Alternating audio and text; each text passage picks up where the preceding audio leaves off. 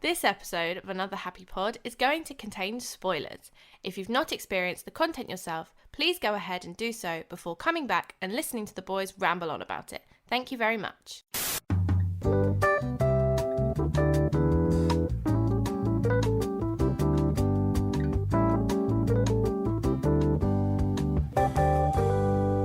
What is up, gamers? It's your boys, me and him. Hello, welcome to... Shut up. Hello, and welcome to Another Happy Pod, the show where we talk about pop culture, movies, TV shows, your childhood trauma, and we try to get to the root of what happened. We don't always succeed, but we do have a good time doing it.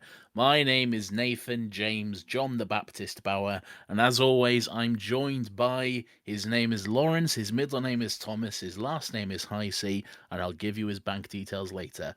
How are you doing, sir? I'm doing very well until I was until I became the victim of fraud mere moments ago. You was the victim of fraud earlier this week, I heard. Was I? What happened this week? I heard someone was making purchases on your Amazon account. Nathan's made all sorts of purchases on my Amazon account, renting movies on my account, and for movie nights that I'm not invited to, are no less. Outrageous. Which is a bit of a joke, I'll be honest. Yeah. But yeah, I was the victim of fraud. Luckily, I've changed my login since. No, I haven't. You can still use my shit. How's your week been? Boring. I've just been at work, to be honest. Nice. Yeah, but I've got next week off, so I'm gonna stay in bed all week. Bit of a breakup from the 9 to 5, is it? It is. You know me. I'm on the old fucking Wall Street grind. I swear you're always having weeks off. Look. I'm not here to shame a man. I think if you can get a week off, then have a week off. But I swear you're always having weeks off. I got fucking 23 days of annual leave per year, mate. I'm going to use that shit. That's looking fruity. Is that standard? I wouldn't know. I'm my own boss. That's the law, mate. It is, yeah. Your own boss. You don't even have a job. Today, we are bound by legal requirements to discuss these two movies.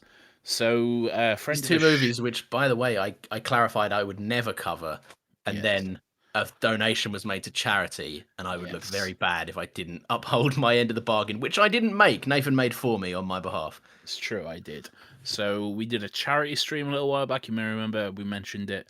We did a charity stream for Battersea Dog Shelter, and during that charity stream, we made the proclamation that any donation over £10. I think it was. We'll do an episode based on whatever you suggest. And Alex Liddard, he donated £40. So shout out to him. And now we're doing fucking Stuart Little and Stuart Little 2. So. I'd like to point out.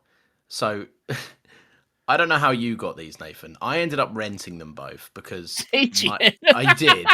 You paid. You fucking. But before we get into that, right? Firstly, they were like £2 each. All right, fair enough. All right, rich boy over here. I got flex on them with my Stuart Little cash. Let me just clarify, though. Let me just clarify first of all that I got mine through totally legitimate means. Next question. That's absolutely fine. We don't need to look into that. Don't look into it. Well, I never would. I trust you. I just want to point out that Alex Liddard, if you are listening, I swear to God, you better be listening. He is. Did you not see what he tweeted today? He posted his fucking Spotify Wrapped and like we're the number one podcast.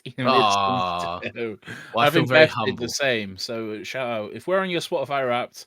I love you. I love you too. And you can all suggest an episode. No, you can't. So yeah, but I want to point out that Alex Liddard spending £40 is more than anyone has spent on Stuart Little in well over a decade, I would argue. Unless there is a creepy person out there collecting like Stuart Little merch, like the little car. Right there. Yeah. I don't know. I'd argue that in the UK, £40 is more than anyone has spent in one sitting on Stuart Little in at least the last couple of years. Do you? I'd find it hard to believe anyone has spent £40 on Stuart Little in total. No, you go to think about it, you take your family or your wife and your kids and all of that, right? To see it. Fucking 19.99. That cost you true. £10. Yeah, true. Cost you a fucking £5 or something. We were born in the wrong year, Nathan. When movie tickets were over to £6. You go see a movie for sixpence. So yeah, just me and my halfpenny down to the local cinemaplex to see a picture show. Down to the local picture house, me and my sixpence we go. I like a ticket to that talkie, please. I'd take my penny farthing down to watch fucking, I don't know, a movie in the appropriate era of penny farthings. I hate penny farthings because you still see cunts riding about on them in London. Do you come into them often, do you? I do, yes, because you see cunts riding about on them in London, and they're like, "Oh, look at me! I'm riding a penny farthing. I'm so cool and different." Like, fuck off, you absolute cunt! Oh, Jesus Christ! And anyway, Nathan, at some point we have to stop the riffraff and talk about 2 Stuart Little movies, not the third, because I don't think either of us wanted that. It's animated; it doesn't count. Yeah, it's like the odd one out. Yeah, I don't know why it's animated. Yeah, because budget. I figured it was that they couldn't get the cast back, but most of the main cast come back. No, I think it's like 2 of them do. I think Mate, it's the main 3. It's the fucking rat. It's fucking Gina Davis, the mum, and I think that's it. No, Hugh Laurie's back. The boy isn't. Fucking Nathan Lane, the cat, definitely isn't. No, he's not. Because in the trailer, it's like, look at me, I'm snowboarding. I'm like, that's not your voice. I just watched 2 fucking movies with you. That's not Nathan Lane. Took me 2 movies to work out. I was like, where do I know this guy from? It's Timon. Yeah, it's the Lion King, isn't it? Yeah, so that's where it's from. Anyway, Nathan. Hello. Stuart Little. Yes. Let's start with the first one, and then we will transition into the second one. And I think the first one is a better movie. What do you think? What's your opinion on Stuart Little? After how many years of not watching Stuart Little?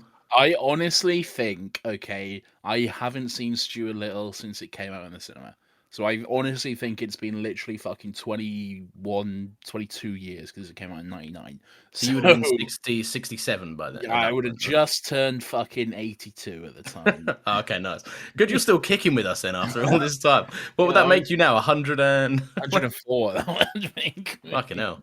Did you get your letter from the Queen? I did, yeah. I told her to fuck off as well. Yeah, send it back. Get fucked. Yeah. Fuck off, you parasite. Just send it back at your turn next.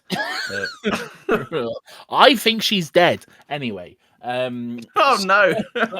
Now's not the time to go into my conspiracy theories.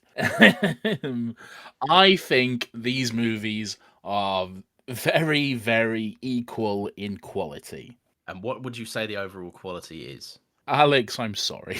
They are bad movies. Really? Do you think? Yes. In my opinion, they're not great. Like, I wouldn't actively be like, can't wait for Stuart Little. But I think that they serve their purpose, right? They're like the of the day, like Paddington movies of the day. Heartwarming, found family, animal talking kind of thing. They don't hold a fucking candle to my boy Paddington. Okay. No, but they're of the day when films were famously worse. I don't even think so. No, I've. To me, these are very, very cheap, very inoffensive. Keep the kids quiet for fucking a little over an hour movie type thing. That's and it is okay. It's a kids movie, okay? I'm not going to be critiquing it too harsh, like, oh, the mise-en-scene in this wasn't quite up to scratch, and there's a fucking talking rat just going across.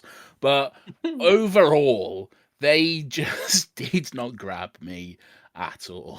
And was it a struggle for you to get through these both? It was a struggle, and that's proven in the fact that I started Stuart Little 1 last night. I got about 40 minutes into it, and I was just like, I can't fucking do this anymore. It's not even that long. They're like an hour and a half each. The fucking second one's like 2 minutes over an hour. It's like barely a fucking movie. But yeah, I just like, I can't do this, and I just went to bed. And then I had to struggle through the rest of that, and then the second one once I got home from work today. So that was fun. What do you think of these? Clearly, they're your favorite movies ever. Well, I love them. Yeah, I think there's good things about this, like integration between CG and live action. Yeah, so I will say the talking a cat effect is good. I don't know if it's CG or they gave them some peanut butter or something, but whatever it is, it's fucking working. They actually look like they're talking. The cats. They film the cats And obviously they got all Yeah. like the professional actor cats and all that kind of stuff. And I've actually Yeah. got a fun note about the cats that we'll get to. Yeah, so I think what they did was that they got like actor cats, like professional actor cats, and Yes. got them on set, filmed all their close-ups, and then you know how like in the Sam Raimi Spider-Man movies, like they animate the chin when it's under the mask, so it looks like Yes. Spider-Man's talking. That's essentially what they did. They just moved the chin up and down, Okay. and that's essentially what it is. And obviously, like there are some moments where it works when they're having conversations, and obviously you're not staring directly at them. But there are other moments where like the cat would scream, and it's very clear that the cat is just yawning.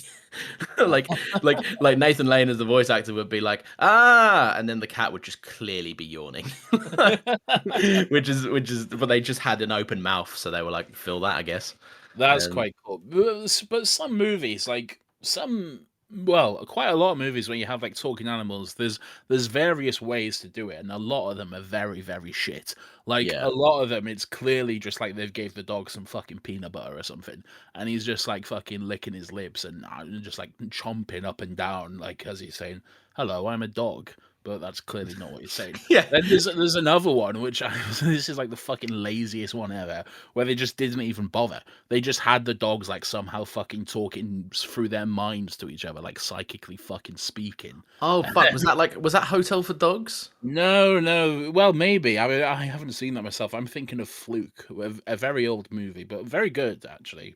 Despite the The shit dog, telepathic dogs. despite the telepathic dogs. Yeah, I think Sam Jackson's in that actually. Oh, okay. I think he plays a dog and then a squirrel. Anyway, What do you make of the cast of this overall? surprising. It's Yeah. there's Yeah. there's there's some names in this for like no reason. Yeah, It's it like really is. first of all, you got fucking Marty McFly as a talking rat, all right?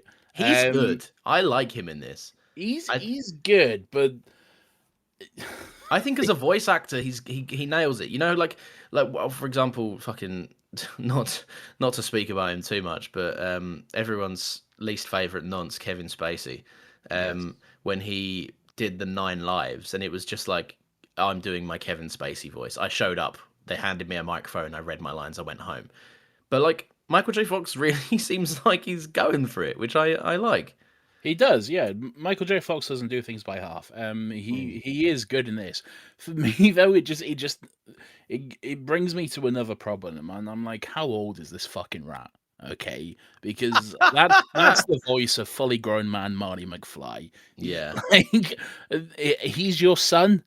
And I'll get into my problems with this whole universe and how it fucking works later. All Yeah. right, because I've got issues with that. But for now, like how old is he? Because first of all, rats. Oh, he's not a rat. He's a mouse. But they like live to be about between 5 and 7 years. I hear. Yeah. Okay. So is this rat just immortal? What's But is going on? that no? But is that out in the wild, or is that because this is a domesticated mouse? All right, yeah. Well, I'll give him another 3 for that then. Number three, he could have a few more. Nah, not no. But fucking in captivity doesn't give you that much longer life, mate. I guess. I don't know. I just but there are definitely some like when you start this is like Cars in the sense that the more you think It about is, it, the more yes. you go down a well and you go, I what think the fuck?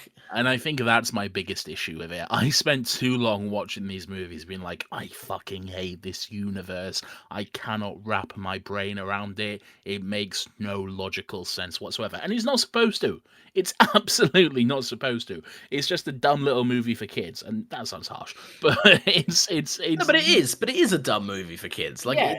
Stuart Little was like I presume the book was made in this just to sell stuff to kids. Like but there's no shame in that. Like it can still be a good story in that sense. Like there's loads of movies that are made for kids but have good shit in them.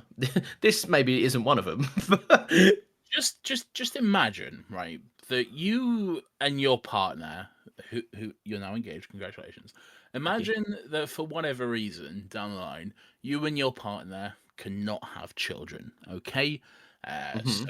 so you make the decision that you're going to adopt a child. You go through the very long process of applications. You pay the deposits. You go through background checks and interviews and references and spend quite a lot of money, like what is for some their life savings. And then you pick out a fucking rat. Yeah, and I like that does lead the best joke in the entire movie though, where the adoption person at the orphanage says, "We actually encourage couples to not adopt outside of their own species." And there's a very elongated pause where you go, "Oh my god, is this about to get racist?" I know what you mean though. Like, and that's one of the like the head scratchers of this. Like, and there's a lot of times where like the people that are in this family, we're shown that they're wrong about things that they're definitely not wrong about. Like, Yes. like George is like, I can't wait to meet my new little brother, and a mouse comes home, and he's like, Yes. this is a fucking mouse. What the fuck? Did you just stop off at the fucking pet store on the way Yeah. home? You got like a fucking $10 rat. And And not only what that, constitutes a pet, and what constitutes a human yes. surrogate animal? Why can they fucking understand the rat, but they can't understand the fucking cat? Why can the cat talk to his mates, but he can't talk to fucking John or whatever? and then the whole fucking new box of worms is opened in the sequel when the fucking bird comes in. Yeah, they shouldn't have confused it with the bird. But that's the thing. The bird comes in, and I'm like, so there's more of these things. So can But they there's more of understand these the James sentient- Woods birds? I don't know. There's too many birds. Yeah, I don't like it. The whole yeah. My main thing with this with Stuart Little, I'll say overall, this is fine. Like, this is one of them. If you switch off your brain, you can enjoy it as just a dumb, serviceable movie that's just like a little bit of fun for kids. When I think about it, and that's what I'm going to do in this, because Alex paid money, and I feel this is worthy of a dissection. The cat, Snowbell, the movie spends the entire time kind of presenting him as the antagonist. For a large John? portion. No, Snowbell. Who the fuck? Who is John? The boy. George. Oh, fuck yeah. You kept saying John, and I was like, who's John? He's the little boy. I was like, is that Hugh Laurie? I don't know. No, he's Frederick. Oh, sorry, Frederick Little. I'll get to him in a minute, because he's the fucking worst dad in the world. I'd be embarrassed to be a part of that fucking family. And their little bow ties are gonna. You should never be embarrassed to be a little, Nathan. Little hi, little ho. So the cat is like presented as like some sort of antagonist, which is absolutely not fair, because of the fact that they have a pet cat. Yeah. Then they bring in another animal and treat him as a human. Yeah.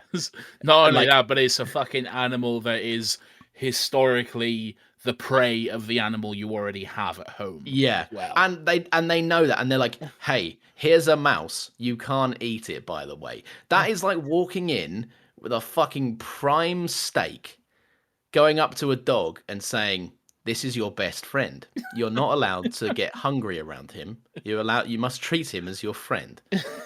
It's not possible. And by the way, dog, we love this steak more than you. So this steak's gonna get a bedroom. You are the pathetic cat. Yeah. This steak gets to eat at the table with us, and you can sit on the fucking floor and watch. Yeah, he gets a full-sized human bed, which to him is like, may as well be 100 meters of mattress. We're also going to put him in little clothes as well for some reason. Yeah. I mean, to be fair, I don't think Snowbell would want the clothes. And we're giving him a fucking inexplicable magic car. Yeah, the car's another thing, isn't it? The car is definitely another thing. You know, I'm glad you're on my nitpicking wave this week. I do have a note that just says, how the fuck does that car work? Yeah, I was under the impression it was like a remote control, and they could have easily just fixed it if Stuart just had the remote control. Yeah, in place of the steering wheel. But no, it's somehow just an actual car. Yeah, it like smaller. starts up with an engine and everything. It's got some PIM tech in there, and they've just literally shrunk it down. It's good. It's good stuff. One note I've got written down: what kind of Inspector Gadget bullshit Wallace and Gromit house is this? Because there's a flap and a thing for everything. He's like, put your washing in the washing chute. And he's like, okay, mum. And there's like a fucking tube, intricate tunnel system sends his washing down 4 stairs. It's a laundry chute, mate. You don't have a laundry chute in your home? No, of course I don't. I'm always throwing my laundry down there. It did remind me of just like the dumb shit that occurs in Wallace and Gromit, where he's got like a toast-o-matic button and stuff. Honestly, though, that house would be worth fucking millions. Oh, yeah. Literally, an actual, like, fucking, what, 3-4 bed house in central Manhattan, opposite Central Park, with a fucking balcony on the rooftop overlooking the park, and an actual garden? That's fucking, like, 6 million easy. Maybe that's why. Maybe that's why they've got enough money to go and waste like like adoption fees on a fucking mouse. Yeah, Like maybe. they're just going to the pet store is too lower class for them. They're like, well, we're gonna go adopt our mouse like proper Tories. You mentioned the laundry chute, and obviously Stuart Little gets stuck in the washing machine in a very funny scene where he almost died. I have found what I think is the best fucking on IMDb how you have like little pieces of trivia. Yeah. I have found what I think is the best piece of trivia ever. I saw this and I was like, fucking amazing. Okay. Okay. The Little Family's washing machine is a modified 1998 Frigadier Gallery FWT 445G ES2 front loader. This is the prime content that I need. 5 out of 8 people found this interesting. Who? I'll tell you what, it's fucking 6 now. I can. The only 5 people that found that interesting were the manufacturers of the fucking front-facing 7GB, whatever the fuck that was. And me. And you. Oh, okay, nice. Yeah. I don't know where to go with this. What do I think of the whole what? Like the whole thing. like the plot, like the whole. Like, because we can nitpick the universe, which is fucking confusing, obviously. Yes. But what do you think of the actual like? There's no movie plot. itself? There's no real plot to it, though, is there? There's a bit of a plot. There's kind of, but it only really gets going like the last 20 minutes, and then it's all that's done, very true. basically. And for the most part, it's just like hijinks and look at me, I'm on a boat and I'm drowning, but no, I'm not. And now my family are here, but they're not my family. They're like the mafia or some shit. And now, and now I gotta get home, and now I'm home. That's basically the entire movie. There's no real plot to it at all. I like the most New Yorker mouse you've ever seen. Yeah, just shows up and he's like, "Hey, Stuart, I'm your father. I'm your father. We live in a golf course or whatever." Yeah, we live in a golf course. But when it gets cold, we go somewhere else. And the fucking was it? Oh, it's a bit unusual. To say the least. Unusual. Again, here's another note. What fucking universe is this? Why were a mouse couple just shopping in the supermarket and then died of soup? No one bats a fucking eye at this. No one bats an eye at a little mouse and his little mouse wife. Nathan, in this universe, mushroom soup. In this universe, the mouse. The mice can speak. Some animals can speak. It's just one of them things you've got to accept. It's the rules of this universe. Let me hit you with another scenario, okay? Okay. This has got to your very core, hasn't it? Yeah, this has really riled you up. It's got under my skin. I can tell. Imagine that you are a police detective in New York City, one of the most crime-ridden cities in the fucking world, okay? There's rapes, there's murders, there's organized crime, there's the mafia, there's fucking everything. There is everything going on in that city. You're never going to have a quiet day. And then one day, you get a fucking call about a missing rat. Just throw in your badge, all right? Just fucking hand in your gun. It's over. Early retirement for me. You go through 8 years at some police academy, and they're like, "Yeah, we got a serious case for you, detective. What's that? My mouse is missing." Oh, okay. Good thing you've got a picture of him in a little tuxedo to stick around the fucking. I don't know. I think the Yeah, I've said this, but I think the cat is just 100% correct throughout the entirety of this movie, and then he's shamed into doing the right thing for the family. I have a note that says George is the only one that's speaking sense, but that was until halfway through the first movie, until they wanted to be his friend, and I was like, oh no, boring. It's true. George gets bullied by these Tories that love boat racing at the lake as well. He does. He gets pushed over by the biggest fucking biggest bootlicker I've ever seen in my life. One of the other kids was like, "That's cheating." He's like, "I don't give a fuck, do I?" I'm like, "Well, the judges should. Like, who's watching this? What are the rules?" It's very specifically a remote control boat race, and and Stuart is operating that ship. There are too many. This franchise, okay, has too many scenes of massive crowds in Central Park cheering for this fucking rat. Surely none of them like. There's a good 70% of that crowd that probably can't even see him from where they're standing as well. Not all. He's just a little rat boy. Right, let's do the second one. Right, Stuart Little 2. Stuart gets a girlfriend, but not really. Yeah, but she's a thief. She's a thief. She's a swindling ass bitch. And James Woods is here as well. Do you remember Hades? You liked Hades from Hercules, didn't you? Well, now he's back and he's a bird.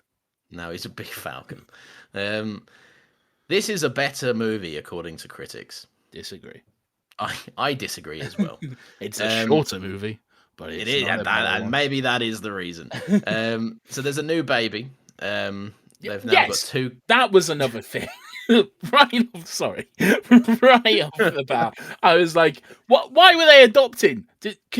So they might have had problems that have resolved themselves. Like some people are told, I'm afraid it's not possible, and then they find luck later on. The more relevant concern for me is that these two have sex.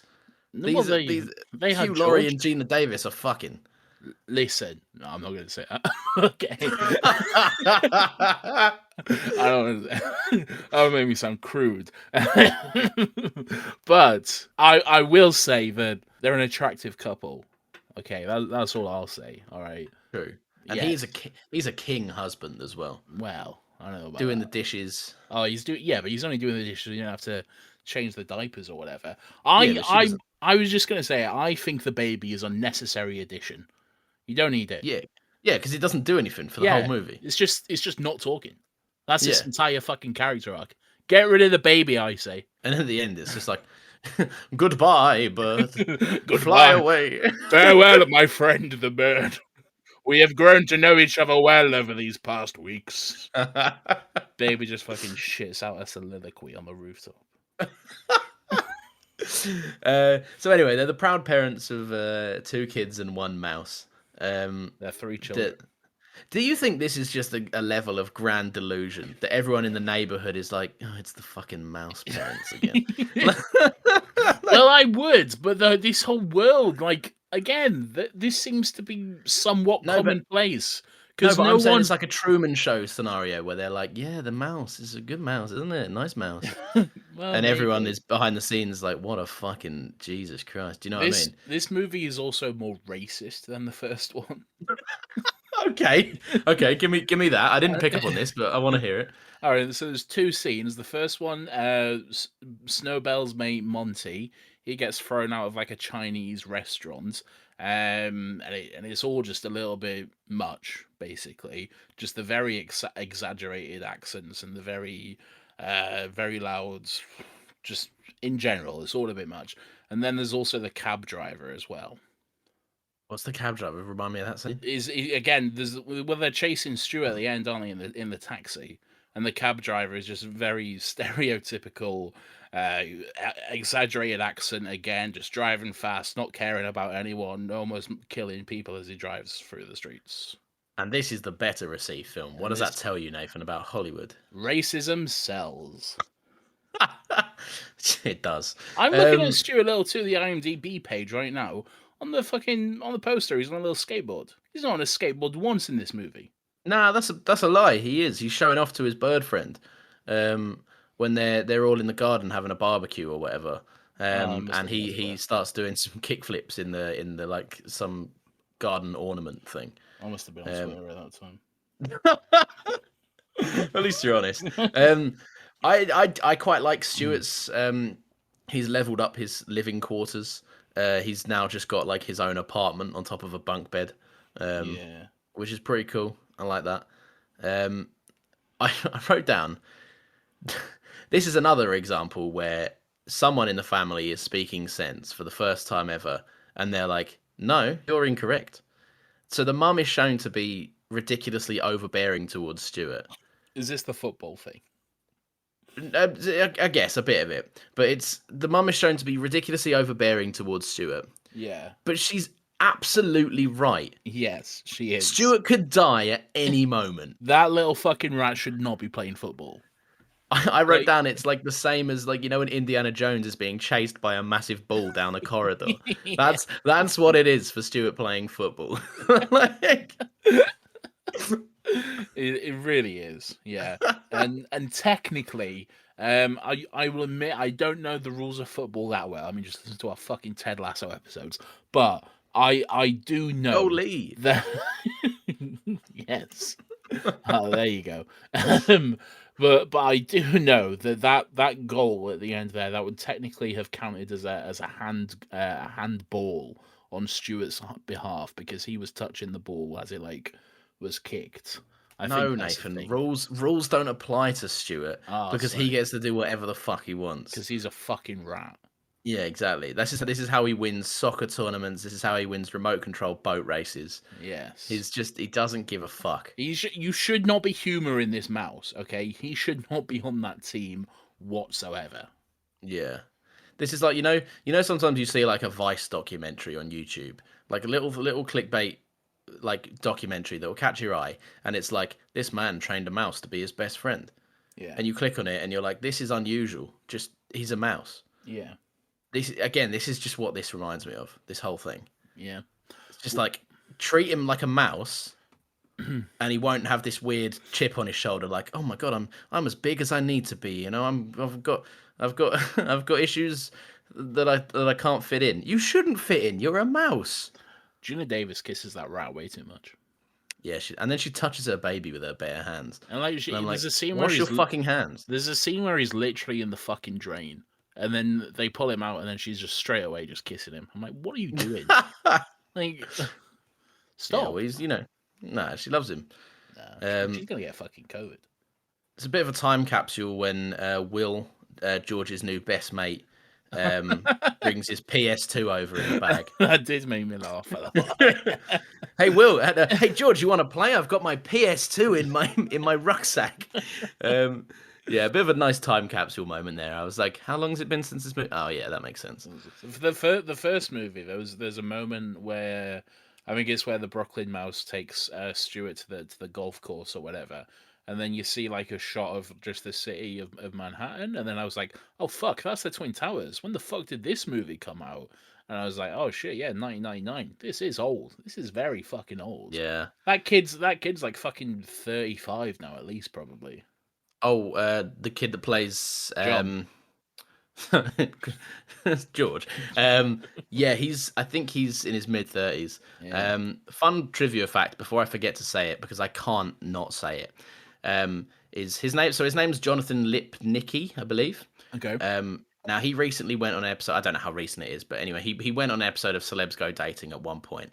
Yeah. When he was in his 30s, and he revealed on his dates that not only did he love playing George in this film, he also formed such, as he describes, such an intense bond with the cat that played Snowbell that he took him home after filming was finished, renamed him Lucky Prince, and then demanded that the studio give him and his family more money so that they could use him again for the second movie.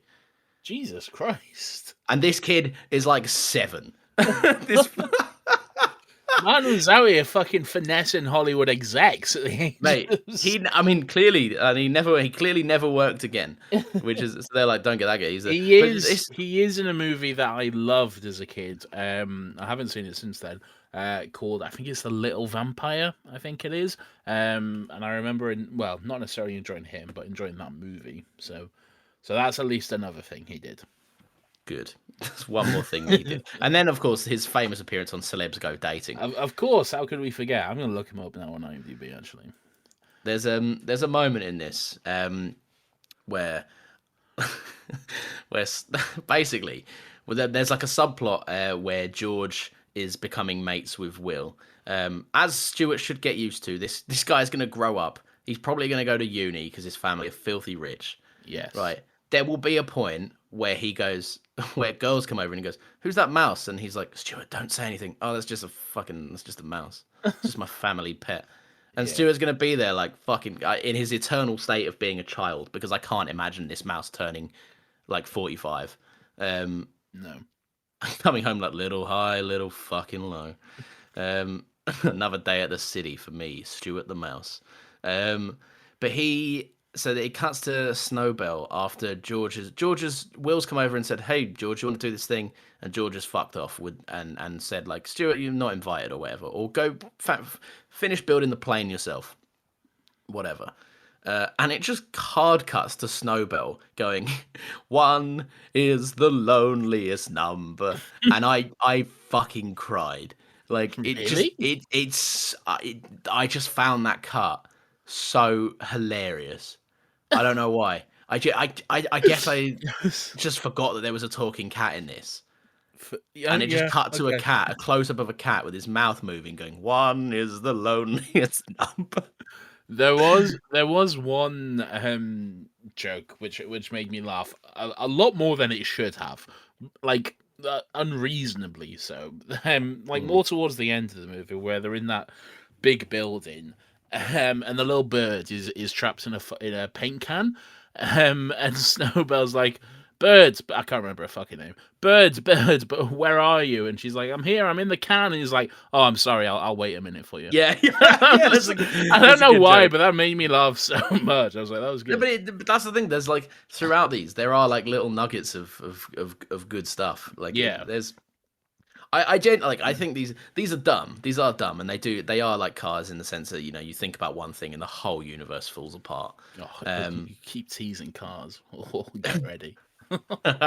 Get ready, boys. Merry Christmas. We got some things to recap. But yeah, it's just one of them where it's like if you just sit back and relax with it and have fun, then it's funny. Like there'll be moments that make you laugh, and it's very easy to watch, in my opinion. I know you thought less so. It's not easy to watch, but it's something to watch. So yeah, as is any media. It certainly is media. It certainly is an MP4 file on Nathan's computer. No, Lauren, stop outing me for my crime. Purchased legally, of course. I did, yes, of course. Allegedly. One more thing, and then I think we'll wrap it up there. Yeah. The dad, Frederick, played by Hugh Laurie, is the most like. Whilst I do think he is a king of a husband and a man that we should all aspire to be like, he is the most irritatingly optimistic man on the planet. Yeah, that's fair. Like I strongly believe that his wife could go over to him and go, "I have a terminal illness," and he would reply, "Well, you can beat that. Anything's possible when you're a little." This fucking family, I hate all of the littles. They're all like, "Oh, but being a little's great. Like we're the littles. Any little can find a little house." And we have this little saying. It's little hey little ho. My brother's the fucking principal from Ferris Bueller's Day Off. They're all cunts with it, and their little fucking their little bow ties, and they're dressing like professors from the 1940s for some fucking reason. I don't like this family. I think they're pretending. I think their catchphrase should be so they walk in a little high, a little low, and the call and response is just crush the poor because they're all they're clearly an elitist family, living way above their means, adopting mice and training them to take over the world. Eat the rich. Eat the rich, exactly. And Stuart and all. He's not innocent. Eat that fucking rat. Anyway, thanks, Alex, for paying 40 quid for this. I'm sure you got your money's worth. That's unacceptable, isn't it? It's just unacceptable that he's paid and we've done this. I know, I feel bad. I'm sorry, Alex, but we have to be truthful. We can't sacrifice. We took a sacred oath. We did. We can't sacrifice our integrity for money. Unless it's a lot of money, then we will. But, Yeah, exactly. We're not at that stage yet. These episodes go live Fridays at 10 a.m. Yes, even this one. Welcome to the fun zone. Welcome to the fun zone, indeed. If you like them, you can. Stop it. Stop. Why are you doing this? Why are you like this? We're in the home stretch. I've got the afternoon, silly. Anyway, you can review the podcast. If you want to review the podcast, that's good stuff. You can follow us on Twitter. Alex, you can't review the podcast after this. You're not allowed. But everyone else is. Twitter and Instagram at Another Happy Pod. Give us a follow. We post when new episodes are live, so you will never miss a lovely episode of this show. Next week, we're going to be doing this. Now was the holiday special. Is Chewbacca's dad watching porn? I can't fucking wait. Why are we doing this to ourselves? Because it's Christmas. It's the Christmas season. We're doing that because this is this episode is the start of our festive season, Lawrence, isn't it? It is indeed. Ho, ho, ho, Nathan. Ho, ho, ho. All December episodes are festively themed because we're little festive boys. And it's the festive season, and good night to all. Woohoo!